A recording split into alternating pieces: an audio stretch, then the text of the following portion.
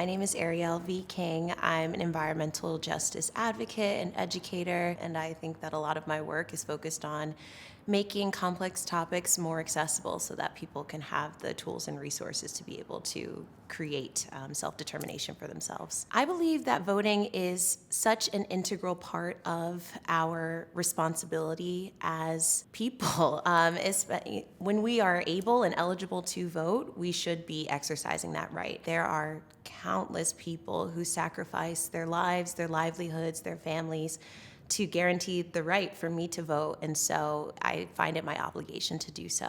I try to make sure that I am voting for people who are at least not actively opposing my interests and my livelihood and my ability to continue living as free a life as possible. Climate is at the very top of my agenda for this election. So many of the regulations and the claims are saying that if we don't do something by 2030, if we don't shift this thing around by 2030, then we will be at a point of no return.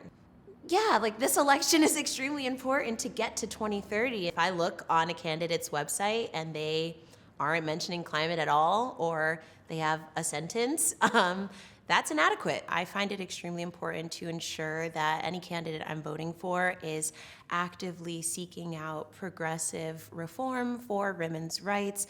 Protections for women are not actively trying to strip away our bodily autonomy, just ensuring that there are adequate protections, adequate allowances, and freedom of movement. My parents did a really phenomenal job at giving me permission to claim my power and autonomy very young. There are ways that society tries to shrink us. I think in spite of that, I have been able to figure out a way to look at what the world is and how the world may see me and believe that better is possible, that I can do whatever I want to do.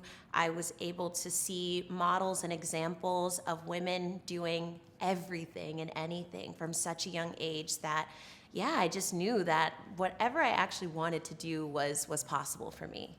And I think that we are in a generation that has more resources than any previous generation to be able to heal past trauma that has been placed on us, to upend these societal norms and to break these molds to ensure that a better, more livable world for all of us is possible. I think that joy is required for collective action. Joy is, to me, what propels hope.